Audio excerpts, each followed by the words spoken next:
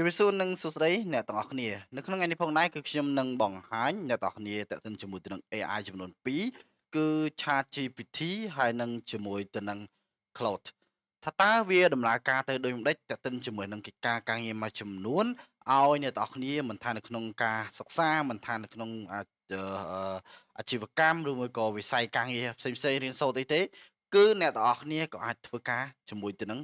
AI ទាំងពីរនេះបានផងដែរ ក៏ប៉ុន្តែ AI វាគ្រាន់តែជា assistant របស់អ្នកទាំងអស់គ្នាទេអ្វីដែលសំខាន់គឺអ្នកទាំងអស់គ្នាព្យាយាម build up ចេញពីខ្លួនឯងផ្ទាល់ដើម្បីឲ្យមានភាពល្អប្រសើរហើយនិង accurate ទៅលើចំណេះដឹងពិតប្រាកដរបស់អ្នកទាំងអស់គ្នាអញ្ចឹងនៅក្នុងថ្ងៃនេះគឺខ្ញុំនឹងចូលមក Chrome ហើយខ្ញុំនឹង type ជាមួយនឹង chatgpt.com បន្ទាប់មកទន្ទឹមជាមួយទៅនឹងការ create អីផ្សេងៗគឺខ្ញុំមិនចាំបាច់ប្រាប់អ្នកទាំងអស់គ្នាបន្ថែមអីទៀតទេអ្នកគ្នាអាចចូលទៅ YouTube របស់ខ្ញុំបានហើយអ្នកគ្នាចូលទៅក្នុង playlist អ្នកគ្នានឹងឃើញ playlist ដែលមានឈ្មោះថា AI Essential Class ណាអ្នកគ្នានឹងឃើញអញ្ចឹងដូចគ្នាបើសិនជាគ្នាយើងធ្វើការទៅលើរូបភាពបាទគឺអ្នកទាំងអស់គ្នាចុចជាមួយទៅនឹងចុច3 viewer tool ហើយអ្នកទាំងអស់គ្នានឹងយកវាថា canvas អញ្ចឹងអ្នកនរគ្នាចាប់ផ្ដើមហើយ type ឲ្យវាធ្វើការអីទៅលើហ្នឹងក៏បានដូចគ្នាអញ្ចឹងខ្ញុំនឹងដាក់ថាmax បាទ image ណាបាទ as តោះណាបាទខ្មែរបាទ traditional បាទ with បាទអង្គរវត្តខ្ញុំនឹងឲ្យវាធ្វើការទៅបែបហ្នឹងជាងខ្ញុំនឹង enter អញ្ចឹងវានឹងចាប់ដើមអីបាទ canvas size ហើយវានឹងចាប់ដើមcreate image concept អីផ្សេងៗចាប់ដើមឡើងមកវាមានទាំងជាមួយនៅក្នុង load ជាមួយទៅនឹង library ហើយវាមានជាមួយទៅនឹងconcept ផ្សេងៗឲ្យអ្នកទាំងអស់គ្នាមកតែម្ដងអញ្ចឹងនេះគឺជាអ្វីដែល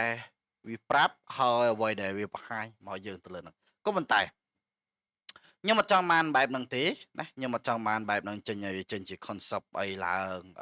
មកជាមួយទៅនឹងការធ្វើ prompt ធ្វើអីមកបន្ថែមទេអញ្ចឹងខ្ញុំនឹងដាក់វាបន្ថែមទៅឲ្យគ្នាយើងបានឃើញនៅក្នុងហ្នឹងតែម្ដងអញ្ចឹងខ្ញុំដាក់ថា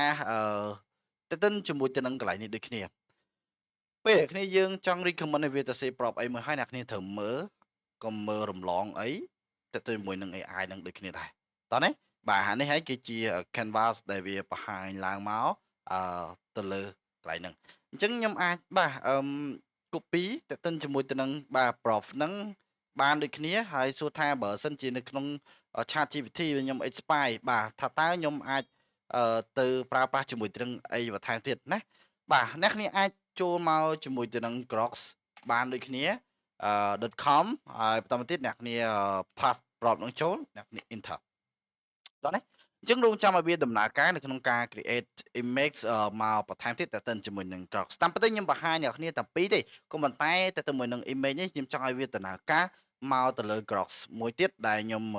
ជួយចិត្តប្រើវាដូចគ្នាដែរវាបែប realistic វាមិន realistic 100%ដូចយើងថតទេក៏ប៉ុន្តែវាជាប្រើប្រាស់ compute generate you know អឺដើម្បីមកឃើញបង្ហាញទៅលើនឹងអញ្ចឹងនេះបាទនេះយើងមើលមកណាសឹងតែថា100%ហីណា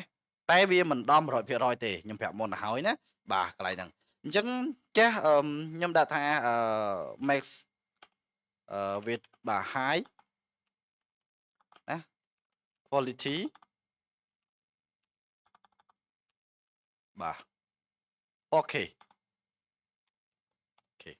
ណាទៅមើលឡើយអញ្ចឹងទុកឲ្យវាដំណើរការនៅកន្លែងហ្នឹងសិនទៅខ្ញុំដឹងថា make high quality 4K អញ្ចឹងទៅមើលឡើយនេះដូចគ្នាដែរបើសិននៅក្នុងខ្ញុំចង់ឲ្យវា recommend ធ្វើជាមួយទៅនឹង business planning បាទធ្វើជាមួយទៅនឹងអីផ្សេងៗបើសិនជាខ្ញុំចង់នៅក្នុងអាជីវកម្មក្នុងការរៀននេះអ្នកគ្នាត្រូវ search ជាមួយទៅនឹងពាក្យថា reason ណាហើយអ្នកគ្នាមើលមកហើយអ្នកគ្នាដាក់ជាមួយនឹង search web ធីកទាំងពីរនេះមកតោះណាអញ្ចឹងខ្ញុំនឹង ask វាបានថាខ្ញុំនឹងសួរវាថាតើបាទ if I have បាទបើសិនបើខ្ញុំមានបាទបាទ business បាទ and I want okay to បាទ open a shop បាទ so can you ខ្ញុំសួរវាមុនសិនបាទណាខ្ញុំសួរវាមុនសិនថាវាអាចធ្វើបានអត់ business plan so can you បាទតោះណា create business plan for me អូខេអញ្ចឹងនេះកំពុងតែ sync បាទកំពុងតែ search មកឲ្យយើងផ្ទាល់តែម្ដងតែទៅជាមួយទៅនឹង AI មួយនឹងដូចគ្នាដែរតោះណាឥឡូវរងចាំវាប៉ុណ្ណឹងទៅចាំតិចទៅអូខេបាទ master បាទ market បាទ project ស្អីផ្សេងៗណា plan បាទ execute summary ឃើញទេវាមានជាមួយទៅនឹងresource អីមួយចំនួនបាទច្រើនឡើងមកឃើញទេអញ្ចឹងតើទៅមួយនឹង business plan ហើយខ្ញុំនឹងឲ្យវា convert ទៅជា file document គឺ file word ហើយ resource មួយចំនួនគឺមាននៅក្នុងនោះទាំងអស់អញ្ចឹង AI វាជួយការងារយើងវាអត់ប្រយោជន៍ទេ assist យើងបានច្រើនណាតើទៅមួយកន្លែងនឹងដូចគ្នាដែរអូខេកន្លែងនេះ step នេះក៏វាបង្ហាញប្រាប់យើងដែរអញ្ចឹងបាទខ្ញុំនឹង sample ទៅ I want to sell បាទ t-shirt is that is បាទ local brand បាទតោះណា and with my budget បាទណា with my budget ឧទាហរណ៍ថា$5,000អូខេ so បាទ please ណាខ្ញុំដាក់ថា please make បាទbusiness plan for me and បាទ convert តោះណាបាទ to convert to អីគេបាទ convert to docs to me អូខេអញ្ចឹងខ្ញុំឲ្យវា syncing សិនមិនមែនចេះតែទៅទេព្រោះខ្ញុំបាន tick ជាមួយទៅនឹង option ជាមួយនឹង search the web ហើយជាមួយទៅនឹង reason ដែលវាបង្ហាញមកយើងល្អិតល្អន់ទៅតាមលំដាប់ដោយតោះណាបាទកន្លែងហ្នឹងអញ្ចឹងនេះខ្ញុំខ្វែងវាចោលទៅមួយនឹង Grok គឺខ្ញុំបង្ហាញអ្នកគ្នាបន្តិចប៉ុណ្ណឹងទៅមួយនឹង topic កន្លែងទៅលើ website Grok អញ្ចឹងនេះកន្លែងនេះគឺខ្ញុំសម្រាប់អាជីវកម្មមកតែម្ដងណាដើម្បីឲ្យវា syncing ដើម្បីឲ្យធ្វើដើម្បីឲ្យវា gather មកឲ្យខ្ញុំដើម្បីឲ្យវាមានភាពងាយស្រួលគេវាចេញមកច្រើនណាវាចេញមកច្រើនហើយ analyze គឺsort for បាទ certify ណា certify seconds គឺវាបង្ហាញខ្ញុំអញ្ចឹងឥឡូវខ្ញុំចុចពាក្យថា download អូខេនេះវាមានជាមួយទៅនឹង source code អីមួយចំនួនអញ្ចឹងខ្ញុំអត់ចាំបាច់អីទៅញញ៉ៃអីច្រើនទេខ្ញុំចុច download មកណា start download អូខេខ្ញុំចូលមកឡើងហ្នឹង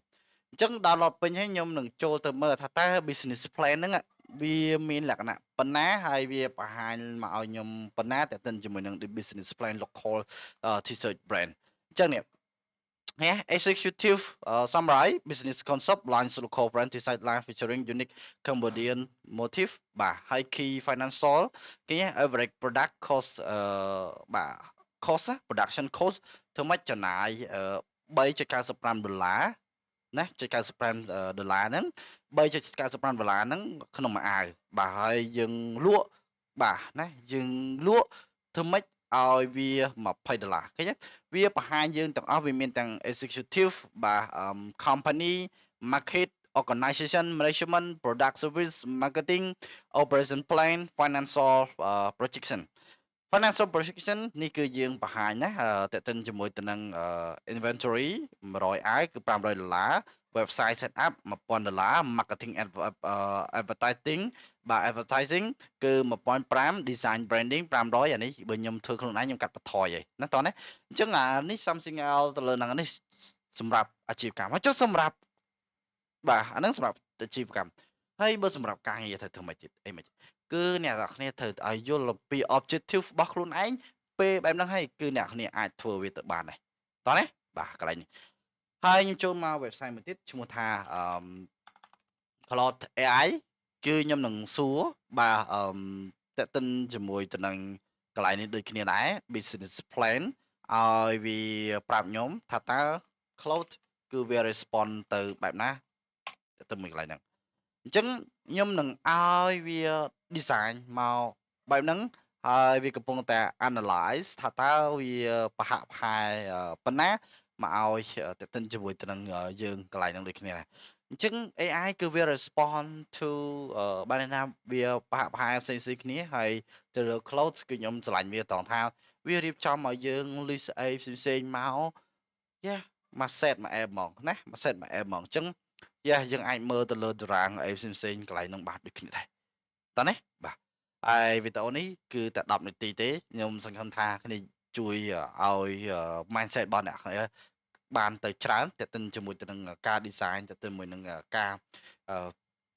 ធ្វើបាទសុំទោសមិនមែនជាមួយនឹងការ design ជាមួយនឹងការសិក្សាឬមួយក៏ explore more and more ទៅលើfile ទាំងអស់ហ្នឹងអញ្ចឹងអឺអ្វីដែលសំខាន់គឺអ្នកគ្នាត្រូវមើលដូចគ្នាដែរមិនមែនចេះតែអូទៅត្រូវ100%ទេដូចខ្ញុំនិយាយពីខាងដើមអញ្ចឹងណាកន្លែងហ្នឹងអញ្ចឹងនេះគឺទាំងពីរនេះពីរបៀបប្រើ AI នៅក្នុងអាជីវកម្មនិងការសិក្សារៀនសូត្របន្ថែមអីហ្នឹងគឺមានប៉ុណ្ណឹងរយៈពេលត្រឹម10នាទីយើងនឹងជួបគ្នានៅវីដេអូបន្តទៀតអូខេបាយបាយ